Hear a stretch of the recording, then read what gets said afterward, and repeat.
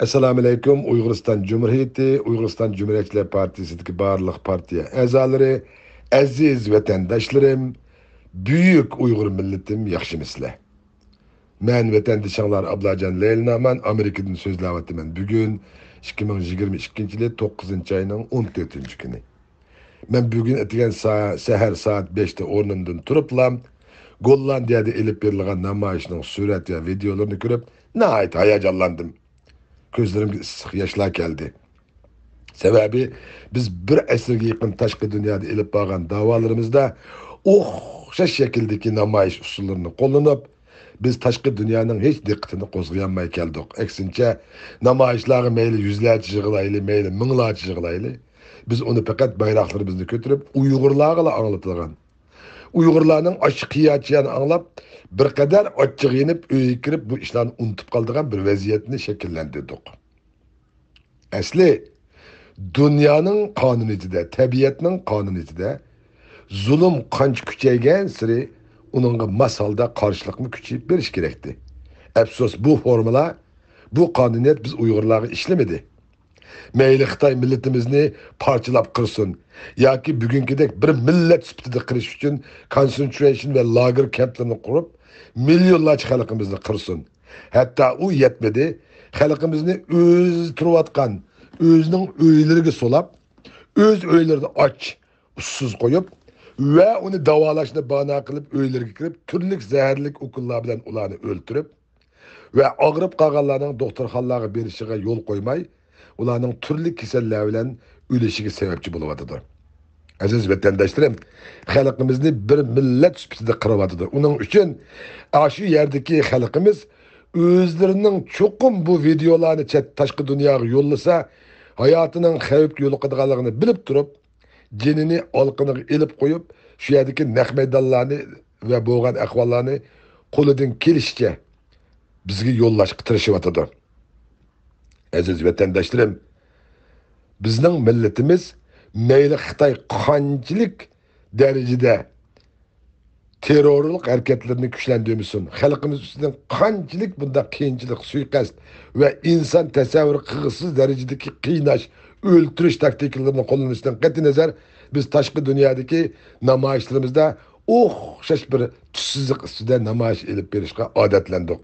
Bunun bilan biz xalqaroning diqqatini qo'zg'amaydigan, hatto o'zimizning millatning hayojini qo'zg'amaydigan nayt bir salbiy hareketlerini ep bardık. Neticede Xitoy texmi haddidan eshib, bugünkidek qaljirlashdi.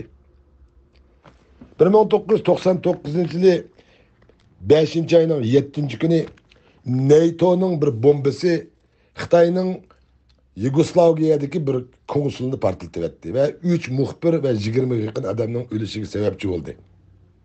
Gerçi NATO bu ahvolni bir navigation, yani bu bombanın yol ko'rsatkich sistemasidan chataq chiqib, xato portlatib qoldik deb tushuntirib tursa-mu, Xitoy kommunist hokimiyati va uning fuqarolari, o'quvchilari ko'chaga chiqib, Amerikaning Beijingda turishliq elchixonasini butunlay axlat dövizga aylantirib, eshik derazalarini chiqib, u yerdagi Amerikaning konsuldagi xizmatchilarini bir necha kun talog'ini chiqolmaydigan qilib, shuning ichiga solib oldi. Buningga Xitoy kommunist hokimiyati eksincha to'smadi, yeşil chiroq yoqib berdi. Qaranglar, mana mushtaq ishning qurtidek dinsiz, imonsiz bu terror jahongir millat o'z davlatining manfaati ziyon zahmatga uchirib, o'rindan dast turib, dunyoning hamma yerida Amerikaning konsullariga qarshi harakat etdi. Bu qitim Rossiya Ukrainaga hujum qildi. Dastlab Amerika hukumati Ukrainaning prezidentini Amerikaga kelib siyosiy panohlik tilashga taklif qildi, lekin u kishi buningga unamadi, rad qildi. Aksincha xalqini qo'zg'atib, Rossiyaga qarshi o'zining kuchli bir dushmanga qarshi urush qilishga chaqirdi.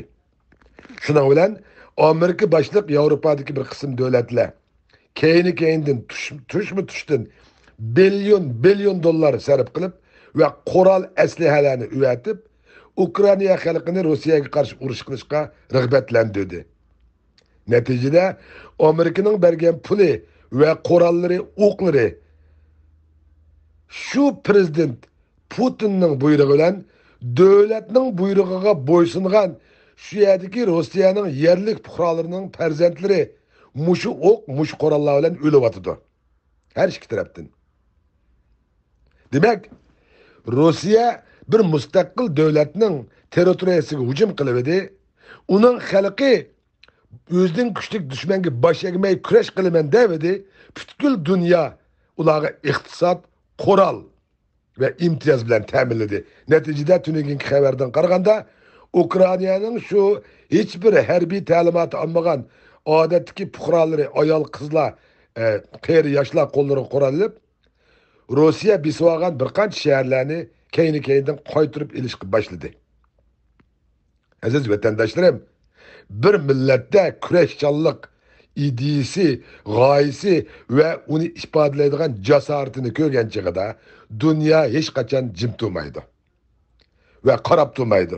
Ama biz o'xshash mayli millatimizni yuzlab qilsin, millionlab qilsin, o'xshash shuvarni to'lab, o'xshash shaklda atiganda qilib kechdi yetib ish qilsak, u holda birinchisi Xitoyning vatanimiz tuprog'ida ilib berayotgan bu rezilligini oğultanmagan bo'lamiz.